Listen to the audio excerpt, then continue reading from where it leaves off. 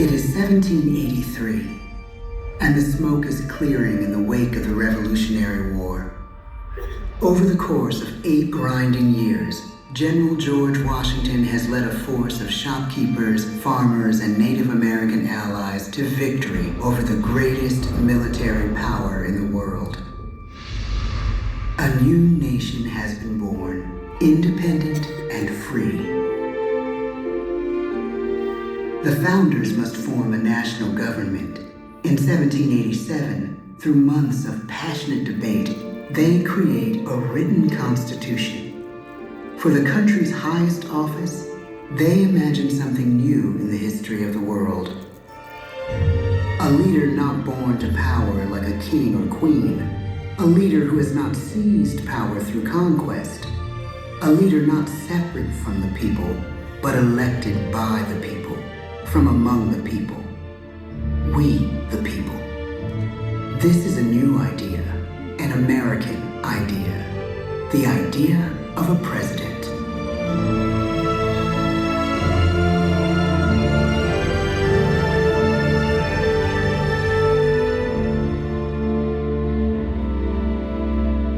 The people don't know exactly what a president will be, but there is little doubt who it will be. George Washington's stature and bearing have marked him as a leader. Integrity has made him a great one. Washington knows that many generals who have led successful revolutions make themselves dictators or kings. Instead, he steps down from power and retires to his home, Mount Vernon. The world takes note, and George Washington becomes the symbol of American ideals. In the first presidential election, it's Washington by a landslide. The only doubt seems to be his own. He writes, "Integrity and firmness is all I can promise. Integrity and firmness is exactly what we need." Everything he does as president will set a model for his successors. His final act may be the most important of all. After 2 terms, with no term limit in the Constitution and amid overwhelming support to stay in office, he steps down once again and hands power back to the people. He wants us to speak, to elect a new president. During the early years of the Republic, we choose leaders as different as Thomas Jefferson, John Adams, and Andrew Jackson. Elections are often bitter. Each president stands at that fiery intersection where personal character meets the challenges of the times. Some call the presidency a glorious burden. Jefferson calls it a splendid misery. We, the people, must choose well. We elect 15 presidents before the course of history brings us to the edge of a crisis like no other. A nation born of freedom still permits slavery. As the country pushes west, will new states be slave or free? The question produces bitter conflict. The issue rocks the election of 1860 and brings Abraham Lincoln onto the national stage. The tall, lanky, some say uncouth candidate from Illinois is a master of words at a time when speeches are printed in full for people to read. A house divided against itself cannot stand, he has said.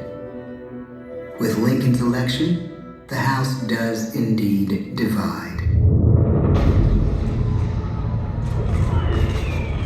Civil War. 11 states secede from the Union. The war becomes a defining passage in the American story.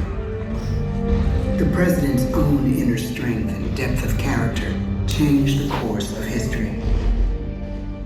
Lincoln had come up the hard way, on the American frontier, desperately poor, with less than a year of formal schooling. His early years were scarred by tragedy, the death of his mother, his sister, his first love. He struggles with depression, but never loses his determination to rise above it. He once said he's driven by a desire to leave the world a little better place for having lived in it. The war rages. Lincoln fights to preserve the Union and end slavery.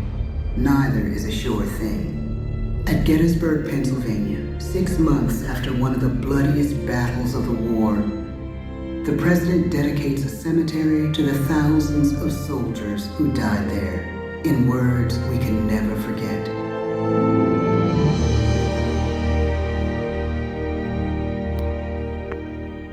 Fourscore and 7 years ago, our fathers brought forth on this continent a new nation, conceived in liberty and dedicated to the proposition that all men are created equal.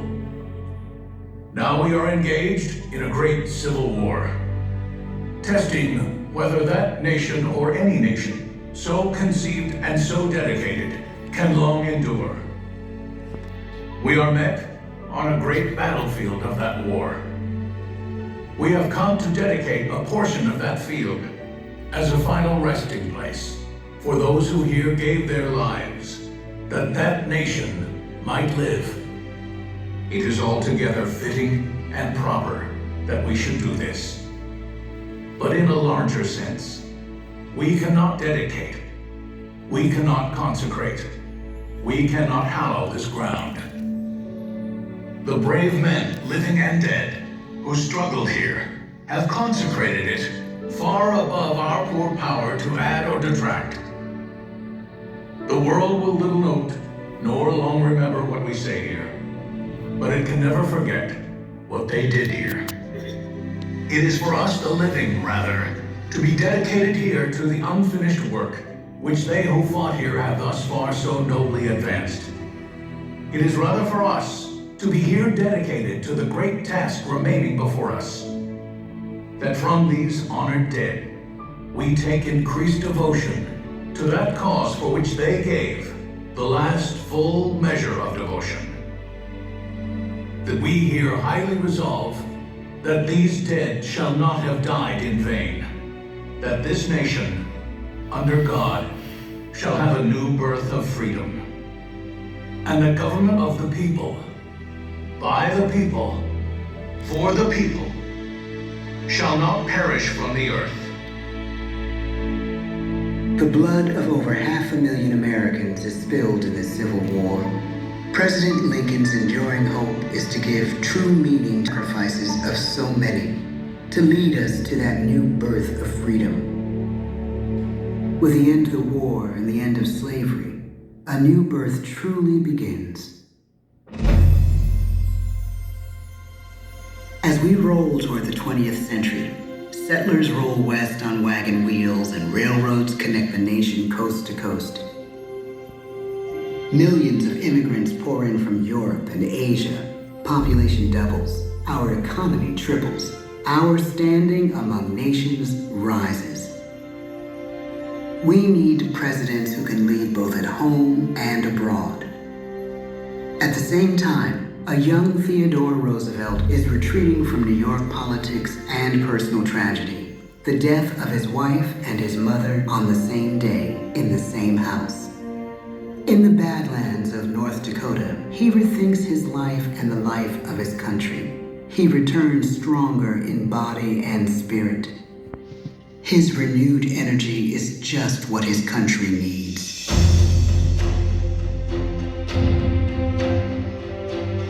American industry is booming, but social tensions are rising. A progressive movement is bubbling up, pushing for change, and change is needed in the working and living conditions in cities. The gap widens between rich and poor. The demand for change grows stronger. Teddy Roosevelt is a knight on a crusade. He speaks with force and vitality in clear terms that make colorful headlines at a time when mass-market newspapers have become the new media. To define his foreign policy, he borrows a phrase from an African proverb: speak softly and carry a big stick. But his greatest accomplishments are made at home. He breaks up giant monopolies, protects workers' rights, and calls for a square deal for all Americans, rich and poor, capitalist and wage earner. Bill, please, and a square deal for every man and every woman in the United States. He calls on America to be as great as the natural grandeur of its lands.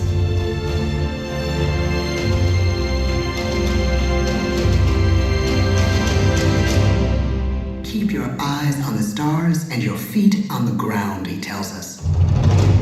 And we do.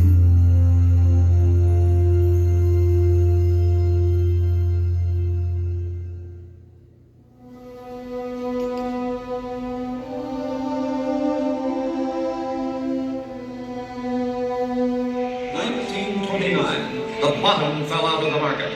12 million unemployed. The bread lines and the soup. The results of the 1932 election now appear. When we elect our 32nd president, it is the worst of times. The course of history and the course of one president's life again shape a turning point in our national destiny. Franklin D. Roosevelt, paralyzed by polio, knows how to restore the faith of a people paralyzed by the Great Depression. I believe in practical explanation and in practical policy. He has found the inner strength his countrymen now need. He speaks to us like a friend, a neighbor. His optimism is contagious, his voice perfect for the latest breakthrough medium, radio. He calls us to believe we have nothing to fear but fear itself. And we do believe. Tonight's attacks on England are perhaps the most widespread of the war in the course of the day. But an even greater challenge dominates his final years in office. The Second World War.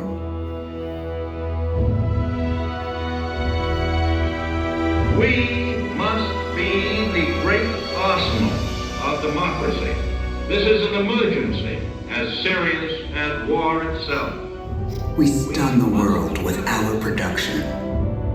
When bombs fall on U.S. troops in Pearl Harbor, he calls us to fight on the war front and sacrifice on the home front.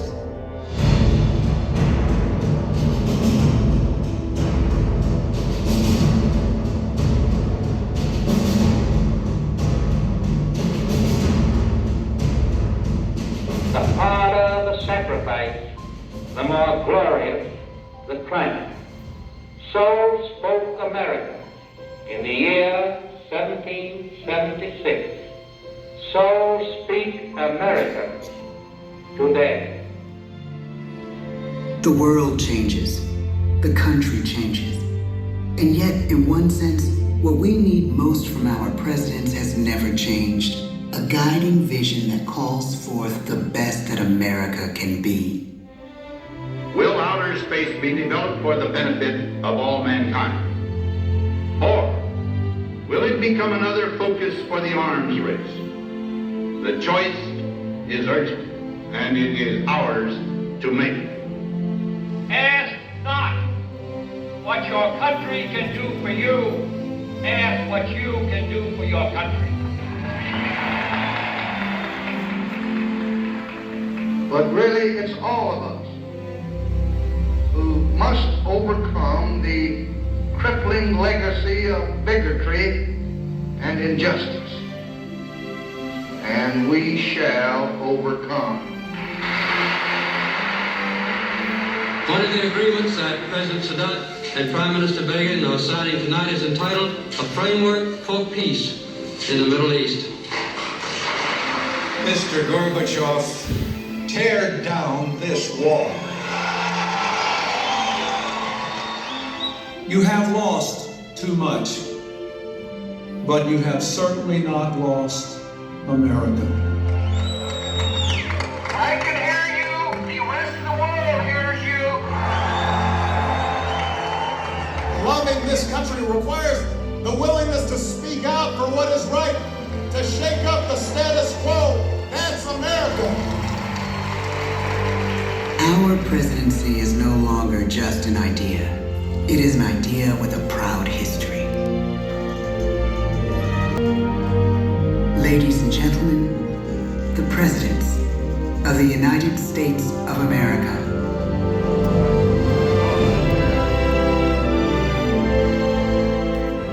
George Washington, John Adams, Thomas Jefferson, James Madison,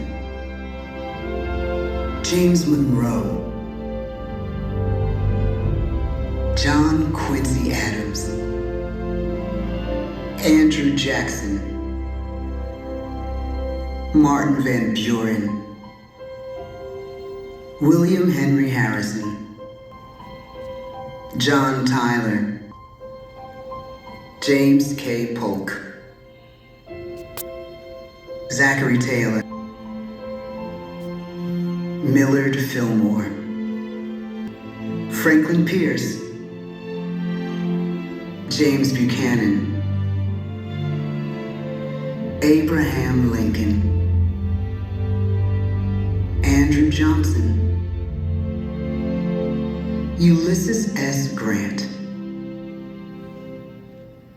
Rutherford B. Hayes, James A. Garfield, Chester A. Arthur, Grover Cleveland, Benjamin Harrison, William McKinley, Theodore Roosevelt, William Howard Taft, Woodrow Wilson, Warren G. Harding, Calvin Coolidge, Herbert Hoover, Franklin D. Roosevelt, Harry S. Truman, Dwight D. Eisenhower, John F. Kennedy, Lyndon B. Johnson, Richard M. Nixon, Gerald R. Ford, Jimmy Carter, Ronald Reagan, George Bush, Bill Clinton, George W. Bush, Barack Obama, Donald Trump,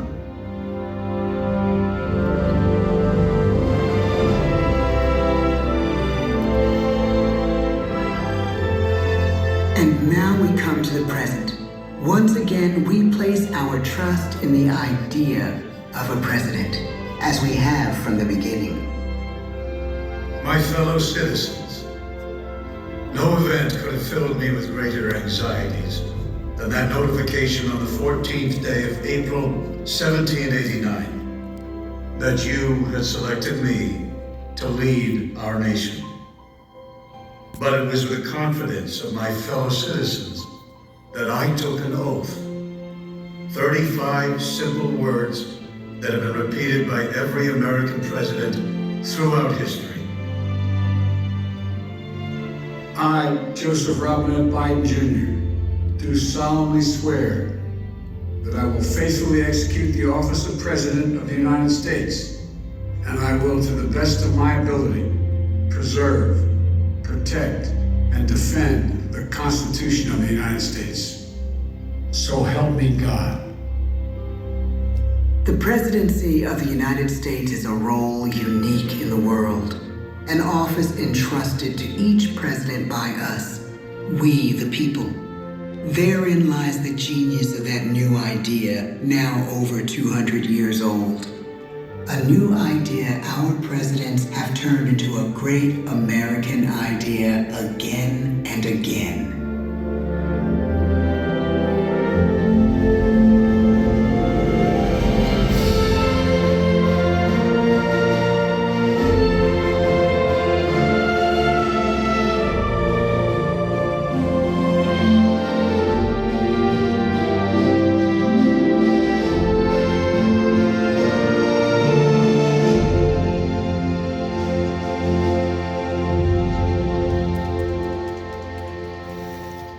This concludes our performance. Now please, make sure you have all of your personal belongings and exit the theater only through the open doors to your right. Exit only to your right, please. We hope you enjoy the rest of your day here at the Magic Kingdom.